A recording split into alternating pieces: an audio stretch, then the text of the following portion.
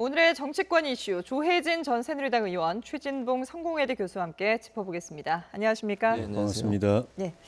자, 문재인 대통령이 오늘 상임위원장과 간사단 초청 오찬을 했는데 분위기는 화기애애했지만 결국 반쪽 간담회가 되고 말았습니다. 일단 화면부터 보시죠.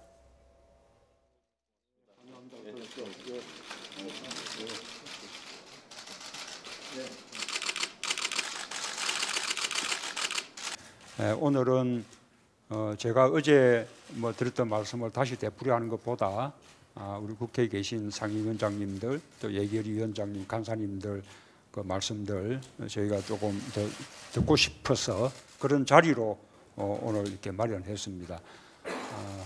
허심탄회한 말씀들 해주시고 또 필요하면 서로 또 조정도 하시는데 그래도 결론만큼은 좀 빨리 내주셨으면 그런 바람입니다. 잘 부탁드립니다. 네, 고맙습니다. 이미 안 가기로 결정이 오래전에 됐는데 결자 해제 원칙이 먼저라고 얘기를 먼저 드렸습니다. 그러니까 이게 다 풀리면 다 풀린다니까요. 네, 어제 문재인 대통령이 국회를 찾아서 티타임을 갖는 자리에도 자유한국당의 정우택 원내대표는 참석하지 않았는데 오늘 이 한국당 소속 상임위원장들도 역시 초청에 응하지 않았습니다. 계속해서 이 인사 문제에 대해서 결자 해지를 해라, 그러니까 이 지명 철회를 하든지 자진 사퇴를 해야 된다. 예. 이런 입장을 강경하게 보이고 있는 거죠. 예, 그런 것 같습니다. 그 전에 이 한 달 지나오는 동안에 자유한국당이 보기에는 박근혜 정부 지우기를 하고 있다. 정부가 국정교과서 철회 폐지라든가 또 사드 문제 이런 여러 가지 현안들이 과거 정부를 부정하는 그런 걸 하고 있다. 그 점이 일단 협치 자체가 아니다라고 생각하는 것 같고 인사 문제라든가 추경 문제나 이런 문제도 협치하려고 하면은 사전에 좀 충분히 협의를 하든가 네. 아니면 사후에라도 문제 제기가 있으면은 또 의견 제기가 있으면 그걸 성의 있게 받아들여야 되는데 그런 이제 제스처는 하는데 실제로 받아들이는 거는 없다. 그러면서 이제 어떤 그런 이벤트를 통해서 여론을 인기몰이를 해가지고 그걸 가지고 야당을 이제 압박하려고 한다. 이런 이제 분석을 하는 것 같아요. 네.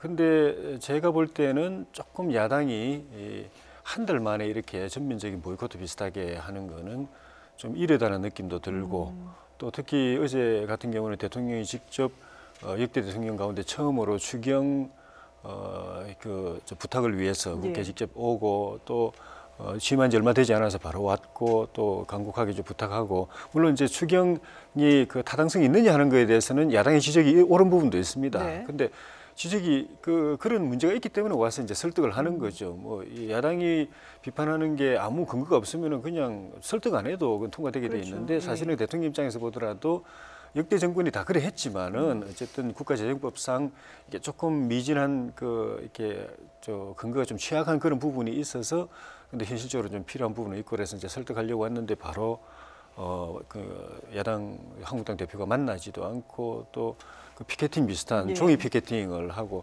종이 피켓팅이든 뭐 피켓팅이든 대통령이 찾아왔는데 그래 하는 거는 저희가 여당일 때 야당이 민주당이 좀 그랬거든요.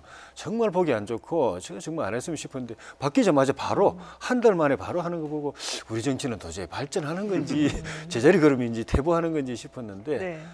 어쨌든 그 한국당 입장에서 볼 때 이해되는 부분은 있지만은 제가 볼 때 같은 야당 입장에서 볼 때는 조금은 좀 무리하다. 지금 야당이 이제 여당 한국당이 전당대회 앞두고 좀 선명 경쟁이 있는 부분도 있고 지도부가 아직 좀 임시 체제라서 그런 것도 있을 수도 있겠지만은 조금 더 기다려주면서 정부가 처음 하려고 하는 거는 결정적으로 잘못된 건 아니면은 한번 해보라고 기회를 주고 왜냐하면 그 뒤에 또 문제가 생기면 책임을 져야 될 거기 때문에 한번 기회를 주부는 그런 아량도 한번 생각했으면 싶네요. 네. 예.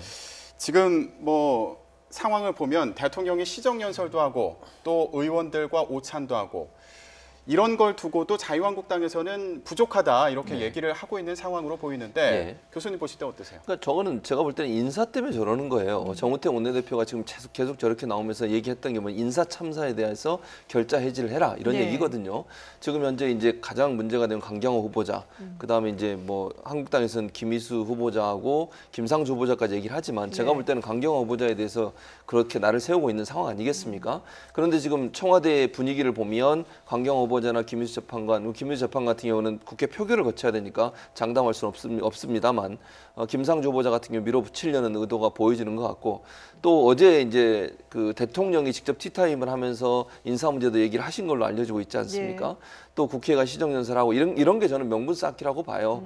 그러면 결국 이제 문재인 대통령 입장에서는 절차상 모든 게 끝나면 임명을 강행할 가능성이 있다고 보여지는데 그거에 대한 이제 불만을 결국 표출하는 방법이라고 보여지는데 조 의원님 말씀하신 것처럼 물론 이제 여야가 입장이 바뀌어서 사실은 예전에 민주당도 저런 모습이 있었던 건 사실입니다. 그것도 잘못된 부분이지만 이렇게 너무 발목 잡는 듯한 분위기를 보여주는 것도 사실은 야당한테는 그리 큰 도움은 되지 않는다. 네. 그러니까 예를 들면 지금 현재 문재인 대통령 같은 경우는 국민적 지지와 여론의 지지를 바꿔서 끌고 가고 있는 상황이기 때문에 네. 여론이 만약에 자유한국당에 대해서 부정적인 여론이 형성되면 그것도 본인들한테 엄청난 부담이 될 수 있거든요. 그래서 뭐 문제를 제기하고 잘못된 점에 대해서 고치라고 얘기할 수는 있겠지만 예. 그것이 마치 그냥 그 정권의 발목 잡기라고 하는 부분으로 비춰지지는 않도록 하는 어떤 어느 정도의 그 한계를 가지고서 예. 정책을 추진하는 그런 부분이 필요하지 않겠나 하는 생각이 듭니다. 예. 지금 정책과 관련해서 말씀을 해주시고 있는데 사실 강경화 후보자 같은 경우에는 한미 정상회담을 앞두고 있다는 점을 계속 정부에서는 강조를 하고 있거든요. 예.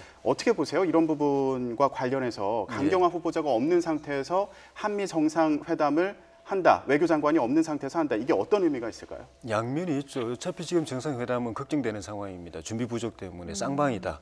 우리도 지금 부족하고 저쪽도 지금 그 외교 참모가 지금 제대로 갖춰지지 않은 상황에서 상호 간에 또 사전 협의가 좀 진행이 안 되고 있는 상황에서 예. 굉장히 불안하고 사고가 날 우려가 있다. 정상회담이 해서 사고가 날 우려가 있다. 그것도 한번 사고 나면은 그 뒤에 수습하는 게 굉장히 힘들 거다라는 그런 굉장히 불안과 그 위험성을 안고서 지금 하고 있는 상황인데 강경화 외교부 장관이 된다고 해서 그게 금방 치유되지는 않습니다. 이제 모양이겠죠. 네. 장관이 같이 동행하고 또 배석하고 하는 거 저쪽은 이제 그 국무장관이 있는데 우리 쪽은 없을 경우에 그런 부분인데 실질적으로 어차피 지금 정상회담은 굉장히 부실한 상황에서 장관이 된다고 해서 바로 거의 치유되지는 않겠지만은 네. 어쨌든 그나마 부실한데 이 모양새까지도 영 그 구멍이 난 상태에서 그렇게 할 경우에는 사실 더 나쁜 거기 때문에 저는 개인적으로는 강 장관 후보자가 그렇게 뭐 뛰어나고 뭐 훌륭한 사람이라고는 안 보지만은 예. 우리 외교가 어차피 국가의 격이 있기 때문에 그 국제사회에서 대한민국을 인정하는 부분이 있습니다. 그리고 외교부 관료들 공무원들이 또 이제 떠받쳐가는 그런 부분이 있기 때문에 누가 장관이 돼도 크게 실수하지는 않을 거기 때문에 조금 부족하더라도 해도 뭐 문제는 없지 않겠는가 하는 생각이 드는데. 이제 김민수 재판관하고 이제 좀 이렇게 결부돼 있어가지고 대통령 입장에서 볼 때는 장관은 이제 자기 참모이기 때문에 내각의 한 구성원이기 때문에 데리고 가야 되는 측면이 있고 헌법재판소장은 대통령 참모는 아니거든요. 네. 헌법에 의해서 대통령에게 위임돼 있는 재판소장 임명하는 절차에 자기가 참여하는 것이기 때문에 꼭 그렇게 자기가 임명해야 되는 그 필요성은 상대적으로 덜하고 네. 어차피 또 국회에서 그 의결을 해야 되고 부결되면은 이제 그만둬야 되고 하는 거기 때문에 아마도 강 장관은 그냥 그 임명하고 김민수 후보자는 국회의 의결에 결정에 맡기고 그런 선택을 할 가능성이 좀 높아 보이고 김상조 후보도 그렇게 보면 김상조 후보는 상대적으로 비토가 좀 덜한 편이기 때문에 또 보수 야당에서도 김상조 후보의 그런 재벌 개혁관에 대해서는 또 동의하는 부분이 있기 때문에 정부가 임명하면 기분은 나쁘겠지만은 결사 반대는 안 하지 않겠는가 하는 그런 생각이 드네요. 뭐 우리나라도 그렇고 미국도 그렇고 지금 각국 내부에서 워낙에 지금 바쁜 일정들이 많고 얽혀 있는 부분들이 많아서 말씀하신 것처럼 정상회담 준비가 조금 차질을 빚을 수는 있겠습니다만은 그래도 그동안에 보면 한국과 미국 양쪽에서 한미 동맹 관계는 굳건하다라는 점을 계속 강조하지 않았습니까? 그런 와중에 오늘 문재인 대통령이 한미 연합 사령부를 처음으로 방문했는데 그 화면이 들어와 있거든요. 그 당시 모습을 좀 보면서 최 교수님께서 이 오늘 방문은 어떤 의미를 담고 있는지 좀 분석을 해주시죠. 아무래도 이제 안보 문제가 중요한 이슈가 되고 있지 않습니까? 예. 북핵 문제도 그렇고 북한과 우리가 대치하고 있는 상황 또 사드 문제 이러다 보니까 예. 국민들이 이제 문재인 대통령에 대해서 저런 부분들에서 조금 불신 이런 부분이 있는 부분이 있어요. 그러다 보니까 문재인 대통령 입장에서 안보 문제는 명확하게 챙기겠다고 하는 부분들을 보여주는 예. 그런 의도라고 저는 생각을 하고요. NSC 회의 같은 경우도 본인이 직접 주재해서 한번 했지 않습니까? 예. 최근에 미사일 발사 이후에 그건 결국 우려하고 있는 국민 중에 일부가 우려하고 있는 문재인 대통령에 대한 안보에 대한 어떤 전문성 이런 부분들을 본인이 분명히 챙기겠다는 걸 명확하게 보여주는 의사라고 보여지고요. 예. 또 한 가지는 무엇보다 안보가 중요한 이슈라고 하는 부분들을 국민들 앞에 보여주는 의도라고 저는 생각을 합니다. 네. 또 한 가지는 이제 국방부 지난번에 그 보고 누락 사건 네. 이후에 사실은 국방부 내에 어떤 여러 가지 분위기가 좀 침체돼 있고 네네. 이런 부분이 있지 않습니까? 그것도 사실은 군에 가서 저기에 군에 근무하는 사람들을 격려하고 또 새로운 국방장관도 일단 지명을 했고 예. 이런 상황에서 군에 대한 어떤 충성심을 불러일으킬 수 있는 그런 요인으로 작용할 수 있다고 생각을 합니다. 네. 그래서 문재인 대통령 저 자리에 가서 그때 당시의 문제를 국방부 장관이나 아니면 국방부 내에서의 보고 누락 문제가 몇몇 일부 사람의 문제지 전체 군에 대한 불신으로 가는 건 아니다 하는 예. 부분을 명확하게 보여주는 것이어서 네. 저런 행보 자체는 군에도 사기를 진작시킬 수 있는 계기가 된다고 보고요. 예. 또 국민들에게도 국방에 대해서 문재인 대통령이 확고한 정신을 갖고 있구나, 확신을 갖고 있구나 이런 부분으로 보여줄 수 있는 예. 계기가 된다고 보여집니다. 지금 화면에도 한민구 국방부 장관의 모습도 보여줬는데요. 화면을 좀 다시 보여주시죠.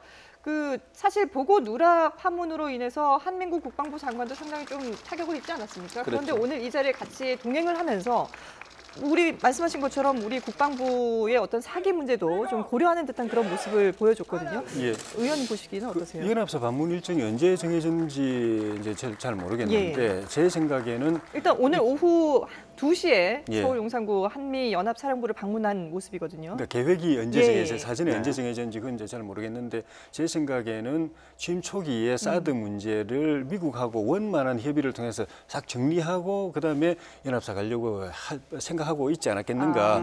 그런데 사드 문제가 그 계획과는 다르게 굉장히 꼬여버렸거든요. 네네. 한미 관계를 더 어렵게 만들고 네. 뭐 동맹을 좀 굉장히 균열을 일으키고 심지어 미군 철수 문제까지 나오고 계획보다도 더 악화되어 있는 상황이라서 이렇게 돼서 될 경우에는 사드 문제를 정리해놓고 연합사 가려면 언제 가야 될지도 모르는 상황이고 오히려 지금 더 그 동맹 문제나 또 미국과의 관계가 어려운 상황에서 그 연합사라도 빨리 방문을 해서 그런 의지를 보여주고 예. 또 특히 그 어제 그제 그 미국 그 미 이사단 여정부에 있는 미 이사단 100주년 기념 콘서트가 완전히 반미에 의해서 난장판이 돼버렸지 않습니까? 네. 그게 이 우리 국내의 보수 진영, 보수 중도라도 하여튼 한미 동맹을 통해서 국가 안보를 지키는 데 대한 그런 그 신뢰를 가지고 있는 다수 국민들이 안 그래도 지금 좀 전에 말씀드린 것처럼 동맹 균열이지 철수 문제까지 나오고 있는 네. 상황에서 그렇게 되어버리니까 그 아마 정부가 굉장히 심각한 위기감을 느낀 것 같아요. 잘못하면은 대통령의 사드 문제 해결, 사드에 대한 메시지가 반미 메시지처럼 일부에서는 그쪽으로 그렇게 간 것 같아요. 그러니까 저렇게 무리한 행동들을 하는 것 같은데 그걸 빨리 진화하지 않으면은 걷잡을 수 없이 이렇게 번져갈 수 있겠다 싶어서 한 그런 측면도 있지 않겠는가. 그 측면에서는 잘 하신 것 같아요. 예. 네. 지금 얘기를 나누다 보니까 인사 문제가 한미 정상회담 이슈에서 또 한미 동맹 이슈로까지 계속 확장이 돼가고 있는데 이런 이유가 문재인 대통령이 이전 정부의 인사들과 국정을 계속 운영해야 되느냐 이런 고민에서 비롯되는 것 같아요. 그렇죠. 그렇다면 사실 어제 시정연설을 하러 와서는 차담에 나오지 않은 정우택 자유한국당 원내대표를 찾아가서 악수를 나누면서 그렇죠. 얘기를 나눴거든요. 네, 맞습니다. 자, 그러면 오늘 이 오찬에 나오지 않은 자유한국당을 향해서 문재인 대통령이 추가로 뭔가 제스처를 취하지 않을까 이런 생각도 드는데 어떻게 보십니까? 뭐 특별히 그러니까 취할 수 있는 제스처가 그리 많지 않아요. 대통령 입장에서 어제 그렇게 지금 의원 말씀하셨지만 어제 시정연설을 가장 빠르게 하고 또 야당 대표 거기 참석하자 야당 대표 자리까지 찾아가서 악수를 청하고 이런 부분은 대통령으로서 정말 몸을 많이 낮춘 거거든요. 일반적으로 그렇게까지 대통령이 하지는 않습니다. 그런데 그 정도는 자세를 낮췄다고 하는 것은 대통령으로서 할 수 있는 거의 모든 방법들을 다 했다고 저는 생각을 하고요. 물론 이제 뭐 발표를 통해서는 아니면 대변인 아니면 비서실장의 발표를 통해서 다시 한번 요청을 할 수 있을 것 같아요. 정식으로 요청하고 이럴 수는 있겠지만 대통령이 뭐 다시 자유한국당을 찾아간다거나 뭐 이런 자리를 마련하기는 상당히 좀 지금으로서는 어려운 상황이라고 되고 어려운 상황이 생각이 되고 그래서 대통령으로서 사실은 본인이 할 수 있는 거의 모든 방법들을 다 썼기 때문에 저런 상황이라고 하면 황경화 후보자나 다른 후보자에 대한 임명을 강행할 가능성이 높다고 보여지는 것이죠. 자, 지금 뭐 여당에서도 야당에 계속해서 협치를 요구하고 있는데 들어보시죠. 모든 것이 국회에 멈춰 있습니다. 이 중 국정 공백은 사람을 등용해야만 풀리는 문제입니다. 야당께 다시 한번 정중히 요청드립니다. 현미경도 필요하지만 대한민국의 미래를 위해 망원경으로 내일을 보는 그런 지혜도 발휘해 주시기를 진심으로 요청드립니다. 예. 현미경도 필요하지만 망원경으로 좀 지금 이 상황을 지켜봐 달라. 그러니까 결국은 좀 인선에 협조해 달라 이런 얘기겠죠. 결론은 그거죠. 예. 근데 이제 너무 그 후보자들의 그 도덕적 흠결만 보지 말고 능력, 자질 이런 것도 좀 봐달라는 뜻일 수도 있고 네. 그리고 그 검증도 중요하지만은 큰 틀에서 국정 운영이 정상적으로 굴러가야 되는 거니까 네. 그 점도 좀 생각해 달라라든가 예. 뭐 그런 네. 뜻이 아닌가 싶습니다. 자, 말씀 중에 죄송한데 지금 청와대가 김상조 공정거래위원장 후보자 임명에 대한 입장을 발표한다고 하는데요. 현장 보시죠. 공정거래위원회 위원장 임명 등 관련 브리핑입니다. 저희는 공정거래위원회 위원장 후보에 대한 인사청문 경과보고서를 어제까지 보내달라고 요청드린 바 있습니다. 하지만 국회에서 논의되지 않고 기약 없이 시간만 지나가고 있습니다. 안타까운 일입니다. 다들 아시다시피 극심한 경제적 불평등 속에서 국민의 삶이 위협받고 있습니다. 문재인 대통령이 국회 시정연설에서 밝혔듯 자유롭고 공정한 경쟁 질서를 기반으로 경제민주주의의 새로운 기준을 만들어야 할 때입니다. 금쪽 같은 시간을 더 이상 허비할 수 없다는 게 저희 판단입니다. 이에 문 대통령은 김상조 후보자를 공정거래위원회 위원장으로 임명합니다. 김상조 신임 공정거래위원장은 국회 청문회 과정에서 공정한 경제 질서를 통해 사회적 불평등과 양극화를 해결할 수 있는 정책 능력을 갖췄음을 입증했다고 봅니다. 공직자로서 도덕성 또한 그의 걸어온 길과 사회적 평판이 말해줍니다. 중소상공인, 지식인, 경제학자 등 사회 각계의 인사들이 그의 도덕적이고 청렴한 삶을 증언하고 위원장 선임을 독촉해 왔습니다. 각종 여론조사에서 나타났듯 국민들께서도 김상조 위원장을 공정거래 정책의 적임자로 인정하고 있습니다. 흠결보다 정책적 역량을 높이 평가하는 국민의 눈높이에서 김상조 위원장은 이미 검증을 통과했다고 감히 말씀드립니다. 또 새 정부 조각이 자꾸 늦어져 국정 공백을 제대로 메우지 못하고 있습니다. 이는 저희뿐만 아니라 국회도 잘 아실 것입니다. 새 정부 첫 출발을 더 이상 지체할 수 없어 이렇게 김 위원장을 임명하게 됐습니다. 물론 협치하기 위해 야당의 의견을 수용해야 한다는 요구도 있습니다. 정치의 중요한 원칙은 타협입니다. 야당을 국정 운영의 동반자로 대하는 협치는 원칙적으로 계속 지켜나갈 것입니다.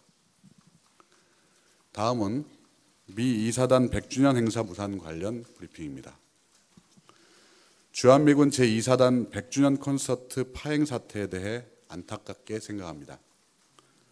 주한미군 제2사단은 6.25 전쟁 때 우리나라에 투입된 미군 첫 부대입니다. 또 내년 부대 이전을 앞두고 있었습니다. 감사와 환송의 마음으로 준비된 의미 있는 행사가 또 다른 사유로 파행된 것은 유감입니다. 안타까운 사태이지만 한반도와 평화정책을 위한 한국과 미국 간의 우호적 관계는 지속되어야 합니다. 문 대통령은 오늘 한미연합사를 방문하여 한국과 미국은 6.25 전쟁 이후 이라크와 아프가니스탄 등에서 함께 피 흘리며 세계 평화에 기여해온 동반자이며 21세기 한미동맹은 한반도를 넘어 세계로 군사동맹에서 군사, 경제, 문화의 포괄적 전략동맹으로 발전하고 있다고 말했습니다. 문 대통령은 We Go Together를 선창했고 브룩스 사령관 등 연합사 참석자들은 한국말로 같이 갑시다를 화답하며 한미 동맹의 중요성을 강조했습니다. 이상입니다. 이상 브리핑을 마치겠습니다. 감사합니다. 네, 윤영찬 국민소통수석의 발표 내용 들어보셨는데요. 조금 전에 들어보신 것처럼 김상조 공정거래위원장에 대해서는 오늘 임명을 했습니다. 그래서 야당의 반대가 있었음에도 불구하고 이 새 정부 들어서 임명을 강행하는 첫 사례가 됐는데요. 일단 청와대 입장에서는 이 청문회를 통해서 검증은 될 만큼 됐다. 그런데 야당의 협치를 기다리기 위해서 이렇게 더 이상 시간을 미룰 수가 없다. 그래서 타이밍이 중요하기 때문에 일단은 임명을 한다 이런 입장인 것 같아요. 예, 그 여야 또 야당과 정부 여당 간의 평가나 판단이 엇갈릴 때는 네. 일단은 임명권자니까 네. 그 대통령이나 정부의 입장이 우선돼야 되고 예. 그 어떤 결정을 했던 그 결과는 또 나중에 책임져야 되니까 나중에 또 도덕적으로 문제라든지 무능이 드러난다든지 네. 이래 경우에는 이제 책임을 또 안고서 임명을 하는 것이기 때문에 그렇게 할 수밖에 없는 것이고 제도 자체가 또 그렇게 돼 있고요. 예. 제가 여당할 때 굉장히 그 지금의 민주당에 대해서 아쉬웠던 게 절차가 제대로 존중이 안 되는 거였거든요. 예. 물론 이제 국회 표결을 해야 되는 뭐 그게 총리라든가 뭐 대법원장 이런 경우는 이제 표결일 거에 따르지만은 이 경우는 표결이 아니고 그냥 청문을 하고 장단점을 다 살펴보고 그걸 보고서로 만들고 그걸 채택해가지고 대통령에게 주는 겁니다. 그럼 그걸 자기 읽어보고서 그 국회 평가가 이런데 그럼 최종적으로 자기 볼 때는 임명이 적절하든 부적절하다 이렇게 판단하는 그 절차거든요. 네. 그러니까 평가를 청문을 했으면은 보고서를 만들어야 됩니다. 예. 거기에 의견을 넣는 거죠. 근데 제가 아쉬웠던 거는 지난 민주당이 야당할 때는 일단 거기다가 보고서에다 잔뜩 나쁜 의견을 집어넣어요. 절대 이 사람 안 된다는 거. 그래가지고 그걸 통해서 한번 속된 말로 울고 먹죠. 이런 플레이를 하고. 그럼 그걸 우리는 그냥 통과시키기 위해서 야당의 그런 무리한 그 비난도 다 받아주고 보고서에 다 넣어주거든요. 네. 그럼 그걸로 이제 채택하고 대통령 넘기면 대통령 임명할 건데 채택을 또 안 해줘요. 그 회의를 진행을 안 해줘요. 채택을 안 해. 보고서 그 내용을 집어넣을 때는 그건 당연히 채택을 전제로 한 거잖아요. 그런데 부정적 의견은 잔뜩 집어넣어서 언론에 통해서 이제 공개하고 또 통과는 또 안 시켜주고. 네. 그래서 살라미 전법처럼 요소에서 그렇게 흠집내는 걸 했는데 네.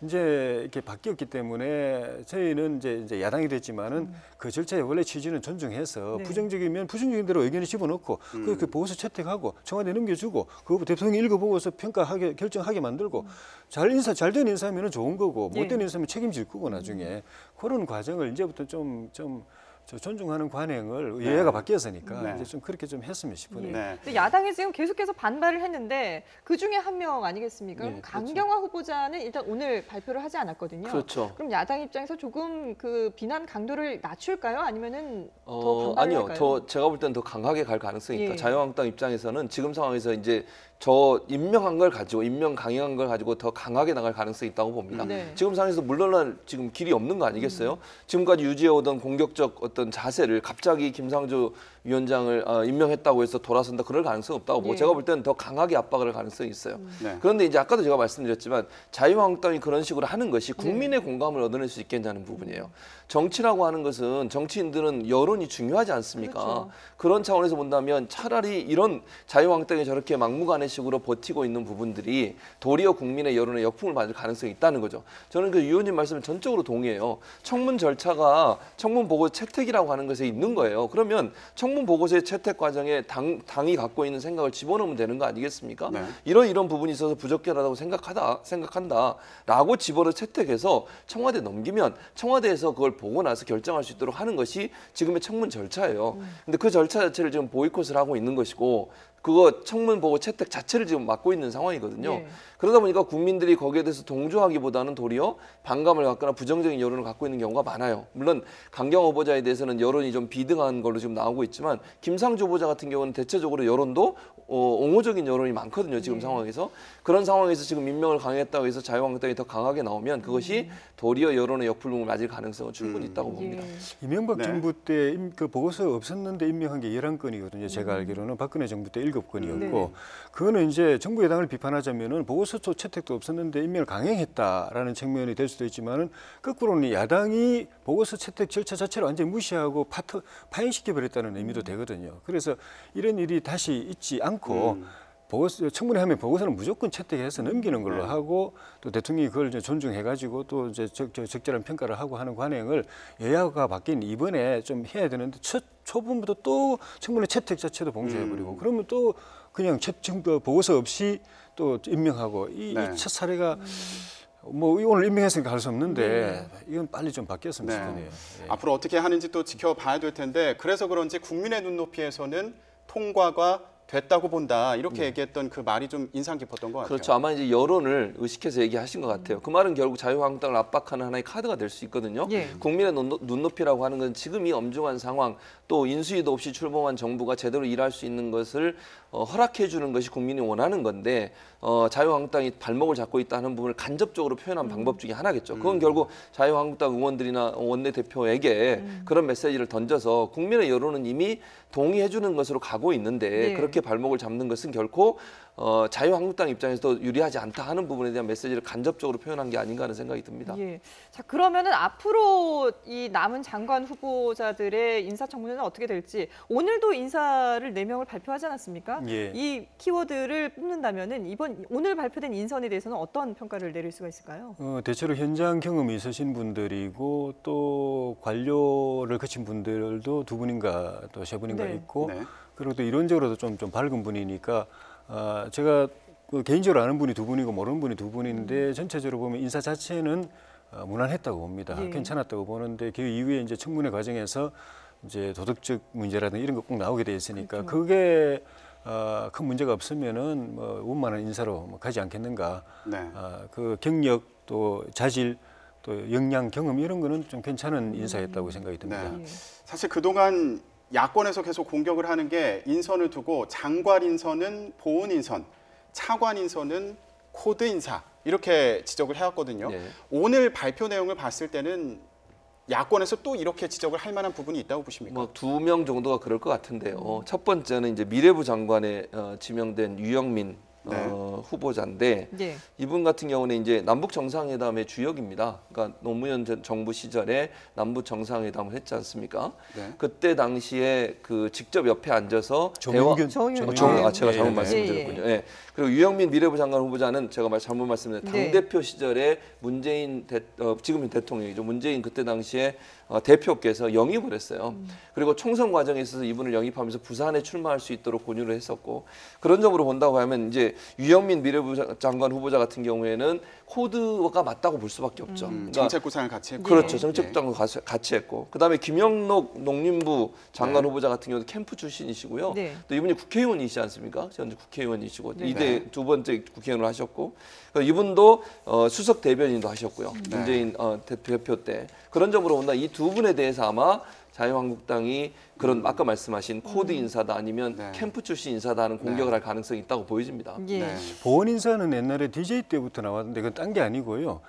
그 적지에 그러니까 민주당이면 영남에 출마해가지고 낙선하죠. 네. 아주 장렬하게 산호하죠. 그럼 위에서 의협비 봐가지고 가상하다 해서 이제 장관이나 아니 내각이나 또 공기업에 주는 그런 일이 그때부터 시작돼가지고 사실은 내각에 들어가거나 공기업 임원으로 가는 제일 좋은 길은 그쪽에서 부탁하는 게 아니라 적진에 출마하는 거다. 네. 가능성 전혀 없는 지에 출마하는 거다라는 공식이 나올 정도로 그랬는데 근데 이 경우는 꼭 그런 건 왜냐하면 유영민 후보 같은 경우에는 뭐 LG에도 있었고 그리고 정부의 이런 관련 또 단체장도 했었고 예. 하기 때문에 꼭 그렇게 볼 수는 없는 측면이 있고 조명균 후보자도 그 경수로 때부터 북한에 있으면서 북한하고 협상을 많이 해봤기 때문에 통일부 장관 후보. 예.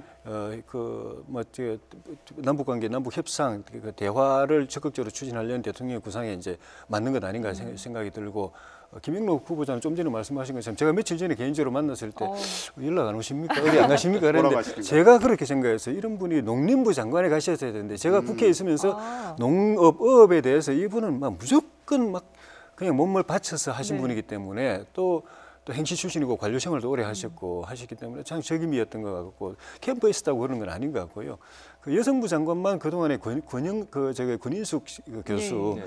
그런 역사적 상징성 때문에 많은 분이 기대하고 있었는데 발표가 좀 달라가지고 네. 조금 이제 뭐 어떤 일인가 하는 그런 생각이 저는 그 정도입니다. 예. 근데 뭐 인선 이외에 또 지금 풀어야 할 숙제가 추경 아니겠습니까? 어제 시정연설까지 국회에 직접 찾아가서 문재인 대통령이 했는데도 불구하고 이 추경안 통과가 상당히 난항이 예상이 됩니다. 일단 영상으로 만나보시죠. 말씀드려야 될 것은 추경 심사에 합의하고 여당도 국가재정법을 존중하기로 했다. 제1야당이 빠진 상태에서 그런 합의를 했다는 것 자체가 정치 도의상 있을 수 없는 일이 일이 벌어졌다 이렇게 생각을 하고요. 한국당을 빼고 3당이 합의한 사실이 없다. 아마 그게 민주당의 쪽에서 마치 합의가 되고 한국당을 빼고 하는 것처럼 할 것 같은데 예배가 있었던 데 그런 생각이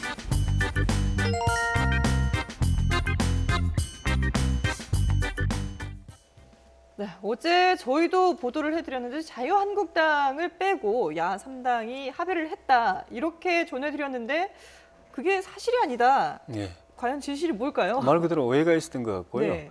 좀 전에 다른 발표도 있었지만은 기본적으로 이 추경안이 취지는 좋지만은 국가재정법상 근거에는 미비하다고 야 3당이 서로 이제 똑같은 몫을 냈기 때문에 네. 그래서 그 점은 이제 지적을 할 거고 심사를 하더라도 그 점은 지적 그리고 이제 그 짚고 넘어가겠다는 거기 때문에 이제 다시 봉합이 된 것 같은데 제가 이게 국회 8년 있으면서도 느낀 게 이 추경안처럼 소모적이고 불필요한 정쟁, 특히 정권 초기에 이런 제도가 없는 것 같아요. 네. 그 취지상으로는 특별한 일이 없으면은 못하는 예산처럼 돼 있는데 실제로는 한 번도 예외 없이 다 했거든요. 한 번도 이게 불발한 적이 없고 추경 예산 다 네네. 했습니다. 다 통과됐죠. 그래서 그게 저는 그 규정의 문제도 있습니다. 규정상으로는 천재지변, 전시 천재지변도 있지만은 대량 실업이라든가 경기 침체 이런 것도 있거든요. 예. 대량 실업, 경기 침체 지금 있지 않습니까?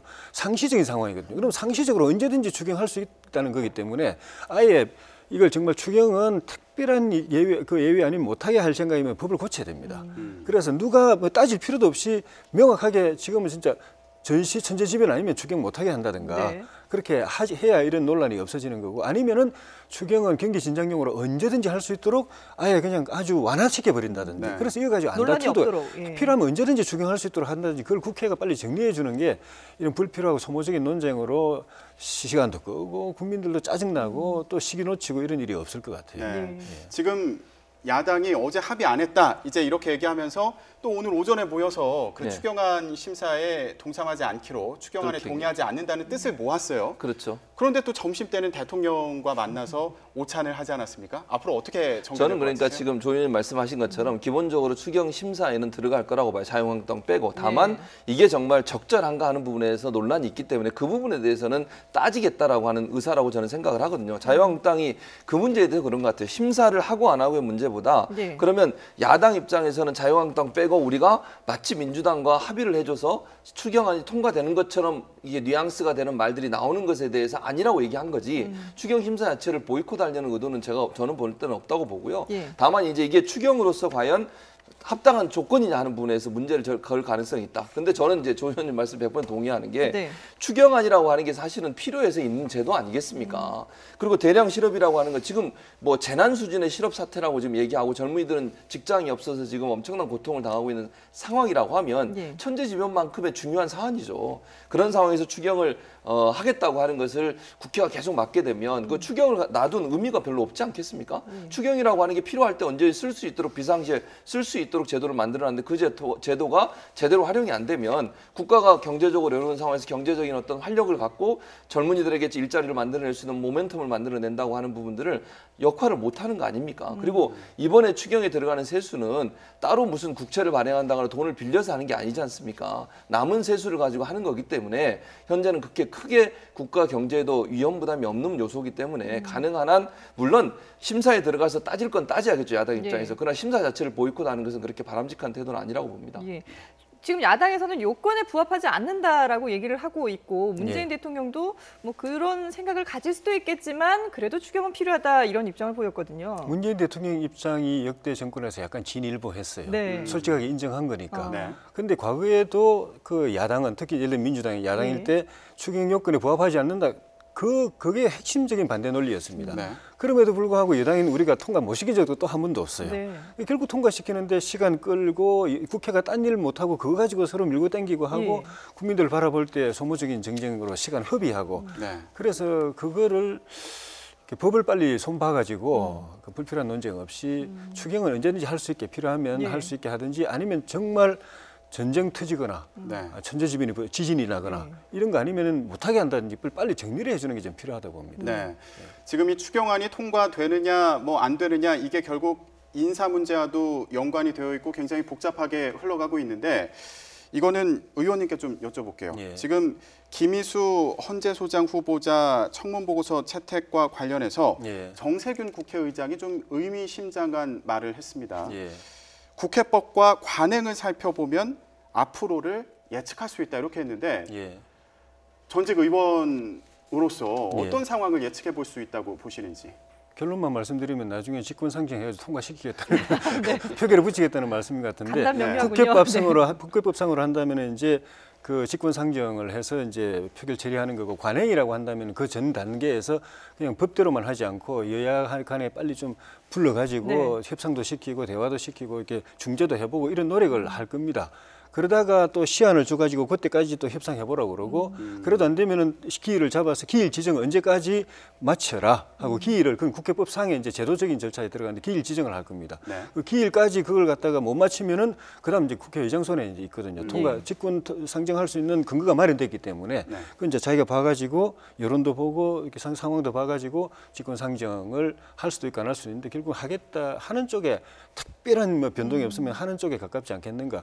또 직권 상정 해준다고 하더라도 지금 이제 국민당의 분위기를 보면은 가결될 가능성이 많지만 그것도 100% 장담 못하는 거기 때문에 정세균 의장께서 직권 상정시켜주는 의지라는 게 100% 통과를 장담한다는 건 볼 수 없는 것이고 또 그 사이에 또 여론이 어떻게 되느냐에 따라서 전에 이동업 헌재소장 같은 경우는 아예 표결도 못하고 보고서 채택도 못하고 중간에 자기가 한 달인가 2달인가 기다리다가 자신 사퇴해버렸거든요. 그 사이에 여론이 너무 악화됐기 때문에 그런 변수도 있기 때문에 그까지 감안해서 정세균 의장께서 관행적인 노력도 해보고 그다음 자기에게 주어진 법적 권한도 발동하겠다 그런 말씀인 것 같습니다. 일단 아직까지는 정 의장이 직권 상정하겠다라는 입장을 공식적으로 표명하지는 않았다는 점을 그럼요. 다시 한번 말씀드리겠습니다.